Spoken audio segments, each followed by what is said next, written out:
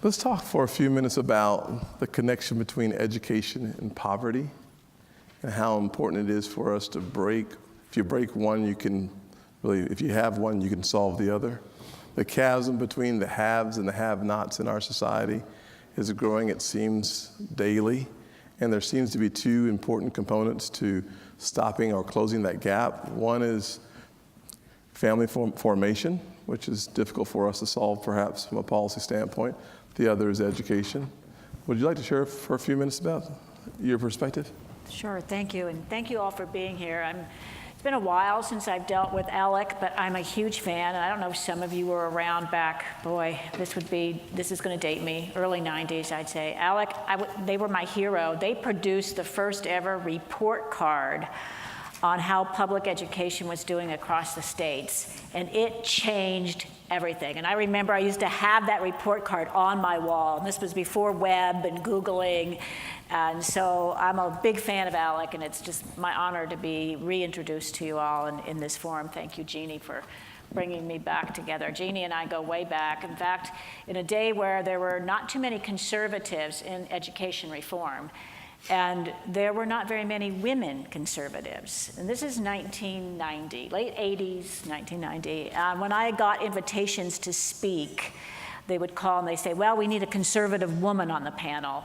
And I would say, is the other one busy? And that was Jeannie. So we've come a long way. So thank you all. I had to get that out, Senator Scott. Here at USA Funds, we're headquartered here. We're a nonprofit. We've been around for 60 years, and our mission has been to help low-income students have access to higher education. Today, our philanthropy, a lot of it is focused on what we call this disengaged young adults. You have them in your states. There's 6 million young adults in the US between 16 and 24 who are neither in education nor employed.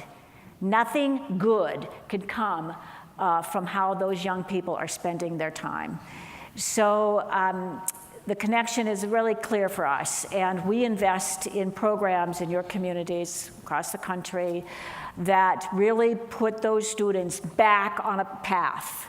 And one of the core components of putting them back on a path is what you said, Senator Scott, is work and the connection between work and education. So if there's one thing that I can ask you to do, because I don't know if I'm going to get to talk anymore tonight, if there's one thing that I can ask you to do is in your states, are you allowing communities to blur those lines between education and work so that we can re-engage these young people? We've got to break these silos. And these young people, when they experience the dignity of work and the self-esteem that brings to them, it changes everything. Work changes everything. And then we get them back into education. So that's my spiel, and if I don't say anything else tonight, I got that out. Well, how about that? With a PhD in education leadership, I'm going to make sure that you say a whole lot more than that for the rest of this evening.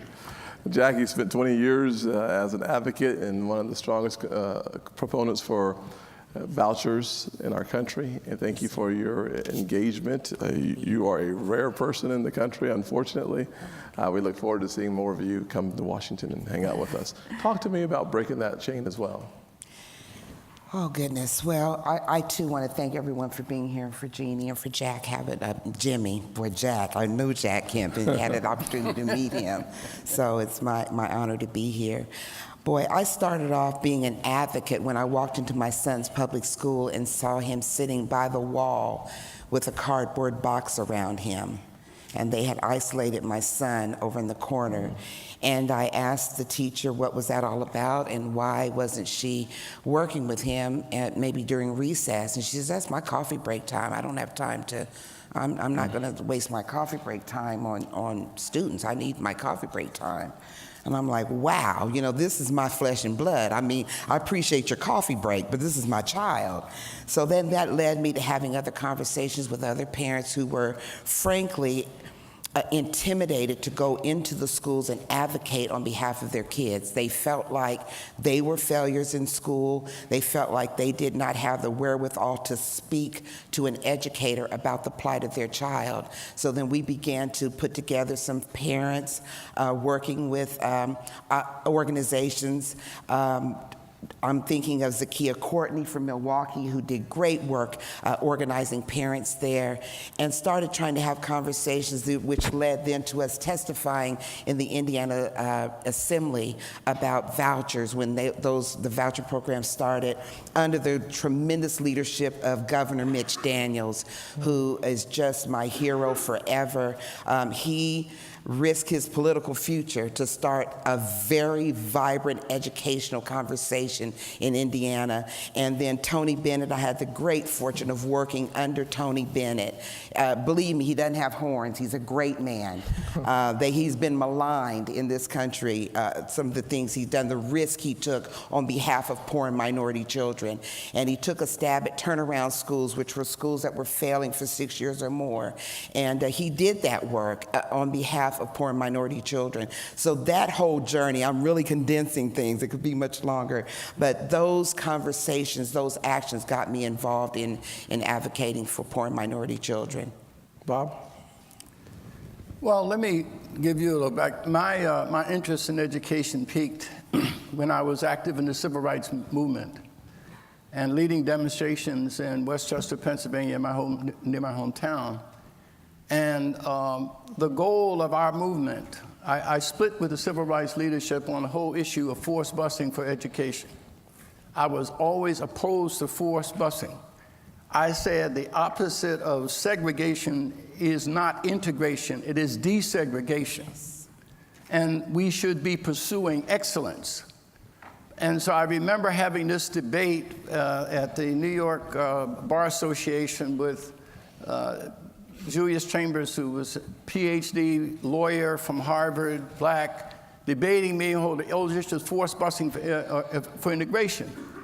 And I said to him, 80% through the debate, I said, Julius, if we have two circumstances, situation A, where it's all black, but there's a presence of educational excellence, and situation B, where there is diminished excellence, but it's integrated, where should we send our children? He said to B. I said, this debate is over. Because it is important to understand that up until 1960s, there was never an association between race and poverty and aberrant self-destructive behavior. In the 10 years during the Depression, between 1930 and 1940, when we had a negative GNP, 25% unemployment rate, 40% in the black community, the marriage rate among those poor, segregated blacks was higher than it was in the white community. Elderly people could walk safely in their community without fear of being mugged. It was not until the 1960s, and we could spend the whole day talking about what happened then, did you see this association between race, income, and aberrant behavior. And so,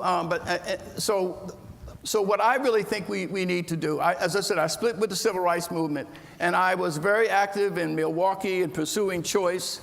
And you were saying conservatives, the reason we won that is because when Clint Bolick was arguing in Madison, Wisconsin for choice, we had 50 parents of children in Milwaukee sitting in the gallery shaking their heads when he was arguing. And that is because if we are to bring about and promote reform, we cannot be, parents, low-income parents cannot be acted upon. They must be agents of their own improvement. But we forget that. And so the reason that, and Polly Williams and the parents, it was the parents that helped win that fight, fighting for their own. That was the face of school choice. But what I also said, and this is important too, to the Bradley Foundation, who's been supporting us since the existence, I said to Mike Grebe and the others, it's important for those of us who advocate for choice not to appear to be hostile to public education. Right. Therefore, what we were able to do is we need to make public schools safer, because you cannot talk about education reform, whether it's private or public, If the environment in which the schools are operating are hostile, if there's civic unrest, if there's violence, if there's gang activity. So what we do at the Center for Neighborhood Enterprise, we have started a program called Violence Free Zone, where we've gone into Milwaukee schools by hiring young adults from the community that are moral mentors and character coaches to the kids. And they resolve conflicts result in the school environment becoming safer for children. So therefore, once you begin to attack that external community where there is civil unrest, then you can really promote real reform, whether it's private or public. Another point, all public funds are not bad and all private are not virtuous.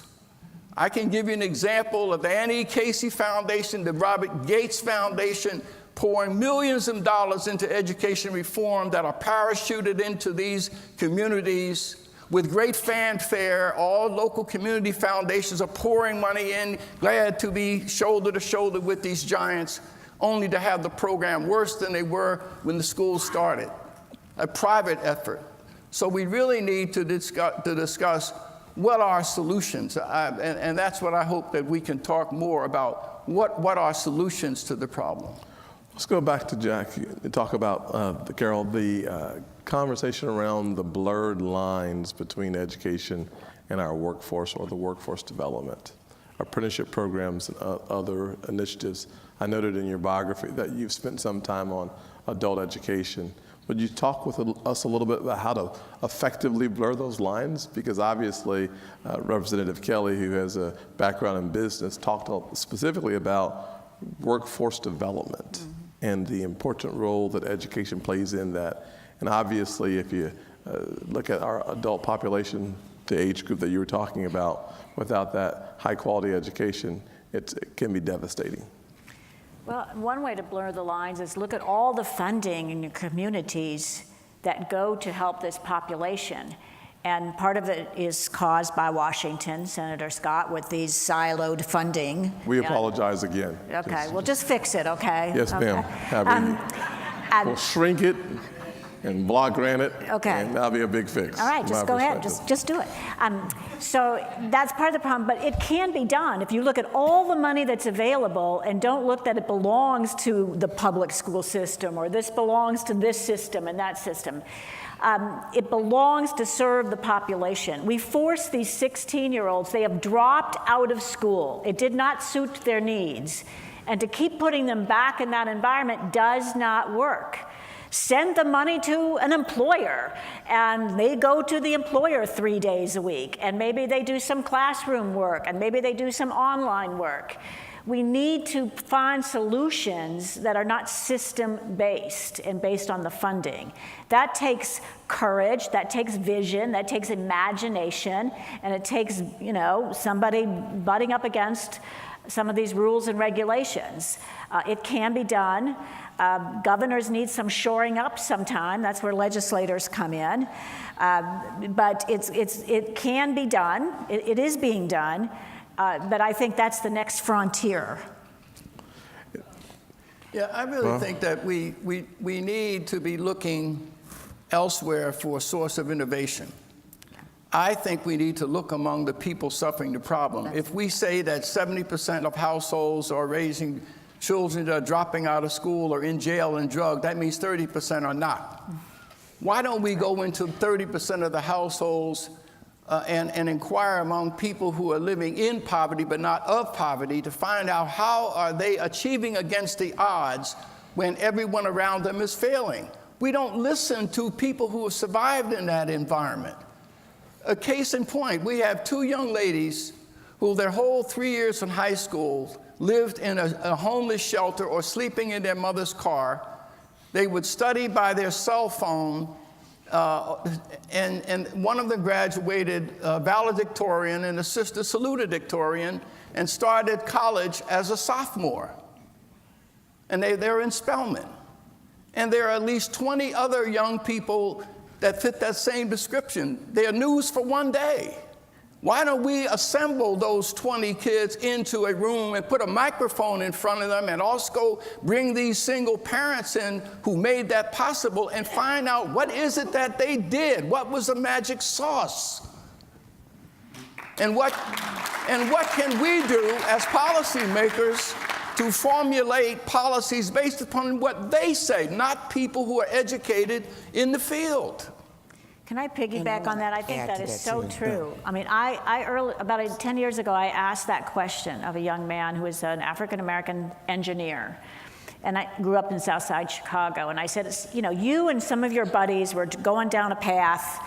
At one point, you went down this path that allowed you to achieve this. Somebody else went down a very wrong path. What was the difference?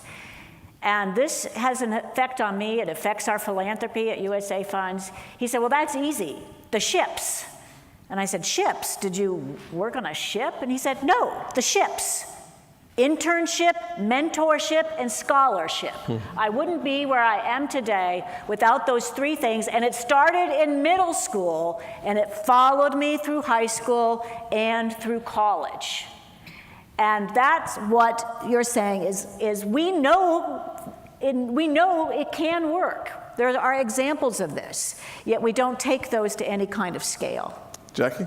My former boss, Governor Mike Pence, started a vocational program in prisons where we have high numbers of African Americans incarcerated. And I think that we should start with that captive audience right there and start some vocational training right in our prisons where these men and women are going to come back out on our streets unequipped to even make it in this life. And I know that there are some clergy right here in Indianapolis that are working on these issues. I spoke to one just yesterday that is trying to do work with even ex-felons, trying to help them. And a lot of times those people are coming out of prison, they're unable to read, they suffered a substandard education while they were in school. They ended up in prison. Some of them, I mean, they did something wrong. That's why they're in prison. But they can't live a life sentence. They need to be able to come out and get gainful employment. And I think we have a captive audience in these prisons of trying to train these people to come out and have a viable life. I know that there are a number of organizations around the country that have been very successful and very effective at making that transition happen. One in South Carolina is called Proverbs 226 that spends a lot of time in prisons educating young men specifically for their re-entry into society, and the recidivism rate is around 8%. So powerful tool that's making an incredible difference. When you think about you're a parent, I can't imagine as you walked into the classroom and saw your child in a cardboard box that you thought quality education, cardboard box, quality experience. As a parent, tell me the role as we look for solutions of parental involvement in education. Sounds so simple. No, it's not. It's not simple at all. Talk about that a little bit. A lot of parents that are impoverished are living paycheck to paycheck. A lot of them, all it takes to derail their whole life is a blown tire, an engine that goes out in the car, a bill, an unexpected bill, a payday loan can completely derail their economy. And so while they're out trying to provide for their families, a lot of times they can't get off work to get to the parent-teacher conference, which is at 2 o'clock in the afternoon. So they're on a vicious cycle of trying to fight poverty. Bob has done this better than anybody in the country. He knows these issues better than anyone. And the constant fight that impoverished parents have in trying to advocate for their families, it's very difficult. You just have to bring them in, and you have to have them at the table and make it convenient for them. If it's Saturday morning, then we got to do it Saturday morning. Yeah. We can't do it at school time. You have to do it after hours to accommodate these families. We are down to our last 5 minutes. I'm going to start with Carol. I know, I was surprised too. And then we'll work our way back to you, Bob. If you were creating an educational toolbox, what would be the one tool that you would not leave out no matter what? Educational toolbox. Well, since we're hosted by Jeannie, I would have to say choice. But we have to have quality choices. And that's where the deregulation comes along. Why does it have to be school as we envision it? Why can't education happen in lots of different places? And the money follows the child, whether that's to a work experience at McDonald's or whether that's in a classroom. The money follows the child for education, not school. Well, because of your amazing standard there, because you just set a new high bar, they provided us with an additional 5 minutes. Yeah. Praise the Lord. Never seen that happen on stage before, so. Jackie? Toolbox. I just can't finish my comments here today without mentioning the Black Alliance for Educational Options and Dr. Howard Fuller, who is my mentor when it comes to talking about education choice and fighting for poor and minority children. And so just that fight continues, and a toolbox has to be viable choices. Both of my kids, here I'm an advocate for education choice, and both of my sons dropped out of school. One dropped out in the 10th grade, one dropped out in the 11th grade of high school, and so I'm tripping, okay, that my sons have dropped out of school. Thank God for Governor Mitch Daniels, who came up with the Hoosier Youth Challenge Academy. My son was almost 3 strikes you're out. He was going to jail. A caseworker helped him go into the Hoosier Youth Challenge Academy. Thank God for Mitch Daniels, who started that program here in Indiana. He went to live with the National Guard, and they had PT. There was no laying in bed. They had to get up, do physical training, all this stuff. He graduated from there, then went on to funeral director school. He's now embalming. So those are the choices, viable choices that we need. Maybe not college, but that really helped him. Absolutely. And then my son went to the day adult high school through public schools and got his degree. So it's got to be choices that really work for families. Awesome. Bob. I really think I want to thank the Eline Foundation in Milwaukee, as well as the Bradley Foundation that has supported our violence-free zone for the last 11 years. We were able to recruit neighborhood young adults who are from the same environment, who have met and overcame those same challenges. We have about 70 of them in 11 public schools acting as moral mentors and character coaches to the kids. And we may do 20 interventions, so the kids, it's like having your big brother to get your back. As a consequence, we're able to reduce violence by 25% in just 3 months in any school, and this was documented by the Baylor Institute of University. And we're also moved to Racine and in South Dallas. And what happens is that these moms who are struggling there need help. And having young adult males as surrogate fathers in there, one male can be a surrogate father to 10 young men. And finally, what these young men have said to us is that the kids behave themselves because we're also coaches. Coaches are a powerful influence. They said that when they're with us, they behave themselves, but not when they're at home. So then the coaches got together and said that every Friday, the kids have to get a behavioral card signed by the teacher and the parents, or they can't practice. And so the parents said, this is the only control that I have over my young son, is that he can't practice.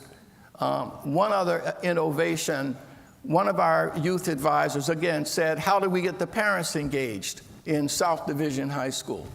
They're not coming. So what they did, they got themselves certified as IRS tax preparers, and then went out and helped the parents, because most Black and Hispanic low income are non-filers. Right. So the first year, they returned $630,000 on behalf of these parents. The second year, $1.2 million. Wow. It's because they're eligible for returns, but they don't file. But they also know they're unbanked, so they made an arrangement with the banks to be on hand. So a requirement of them getting their tax returns, they had to have the money, they had to open a bank account. All of this didn't come from some well-educated expert. It came from the people in the community who know firsthand. And so we just are not equipped to even look to this level for innovation ways. So we don't have any problems with parents showing up at teachers' meetings, because the youth advisors have earned the trust and confidence of the parents by appealing to them in concrete and very specific ways. So you want to know how the conservative movement can win over the American public, demonstrate that conservative principles have the consequence of improving the quality of life for people. If I can say one thing, I appreciate you, Bob. But I wanted to say, too, we have coined a phrase of reform fatigue in America, where we're just tired of hearing about reform. We're tired of hearing about choice. We're tired. We cannot afford the luxury of reform fatigue. We still have children that are out here in these schools struggling to graduate, struggling to make it, struggling to make life in America. Dr. Fuller called us one time. He sent out an email about a month ago. He said, stay woke. That's all he said, stay woke. We got to stay woke. We got to keep our hand on the wheel. We got to stay busy. We got to stay engaged on this whole debate about education reform. Absolutely. I think we're down to our last 2 or 3 minutes. Final question from my perspective. Upward mobility, achieving the American dream, power of education, eradicating poverty. The floor is yours, Carol. Oh, wow. Go ahead, Jackie. I got to think about that for a minute. Say it again, Doc. Upward mobility, the ability to achieve the American dream. If there's something that seems to be evaporating in too many houses, in too many places around the country, is that one's kids will be able to achieve the American dream the way the parents achieve the American dream. I think what's evaporating is hope. I think we have an evaporation of hope right now, and I hate to bring it up, but when you see black men being killed in the streets, that has been the debate with my sons. You know, my son got off work the other night. He doesn't have a car. He was walking home through a neighborhood. The police showed up, shined the light on him. He laid on the ground with both hands up saying, I don't have a gun, I'm just getting off work. And the officer, of course, came over and said, sir, you don't have to do that. Helped him off the ground and told him he was all right. But this fear, this hopelessness is pervasive right now. So whatever we can do to instill hope back into our communities, it's to me, it's important. I cannot allow it to end on that one because I know this is a little controversial, but It is. Tim talks about him being, about police. I've had a 29-year-old brother shot to death and killed on the streets, leaving 5 children. I had a 17-year-old niece who was raped and killed on the streets of Philadelphia. I've also had a 23-year-old nephew who was shot to death and murdered. 2 other nephews put in intensive care unit. They were not done by white police officers. Absolutely. They were done by people who looked like them. Absolutely. And we had 2,000 blacks killed in Chicago by other blacks and 9 by police officers. So our problem, it seems to me, is not police. No. It is internal. And let me clear that up. And so, I know that, but Yeah. we always seem to end it on talking about law enforcement. And I think we need to set the record straight. And I wasn't talking about law enforcement. I am one who believes that we're hope. overplaying it. The whole race piece is destroying this country. I talked about hopelessness is what I was talking Well, about. Jack, I think you make a good point, and I know Bob has been passionate about this and sometimes critical of others who have the opportunity and take the floor to speak out on something that is very personal. And frankly, if we're going to have an opportunity to bring this American family together, we're going to have difficult conversations. Anyone who understands the gun violence in the nation and wants to point the finger towards law enforcement, they're pointing in the wrong direction. And The I fact didn't of the- say only law, Exactly. I said hopelessness. The fact of the matter is that when you look at the gun violence in America, 30,000 people die at the hands of a gun. About 65% of it is suicide. Right. And when you look at, which is a startling number, by the way, Terrible. there's no doubt that if you look at the homicide rate in America, 91% of folks who kill African Americans are African Americans. Absolutely. By the way, the vast majority of folks who kill white folks are white folks. Asians are Asian folks. So there's just no question about it. We seem to have an affinity for having passionate conversations that devolve with folks who look like you. The question of authority is a very different question. And what I think you were presenting, Jackie, was a conversation about hopelessness and the role of authority in neighborhoods. So I think it's a very different, you can't conflate the two conversations together and walk away having had a good conversation. Exactly. However, since this is not, I'm happy to have a crime and punishment conversation with anyone any day on these stages. It'd be great for us to do that without any question. But Carol, we can't forget Carol. No. Carol, you close us out. You know, you heard my spiel about work. I mean, people who work aren't going around shooting each other. They're busy. So, you know, we have got to get our communities and get them focused on getting these young people engaged in work. And I would say work over school. I mean, work brings the self-esteem, true self-esteem. And then you get them engaged in education. You build a path for them. But they've achieved something. So that's how I would like to end it. I'll close with this. If you look at those folks who are incarcerated and ask what they have in common, having visited prisons and sat around and spoken to the folks who are incarcerated, three things seem to be synonymous with ending up in the wrong place. Poverty, single-parent households, and being functionally illiterate. Yes. Yes. These folks have some of the solutions. God bless. Thank you, sir.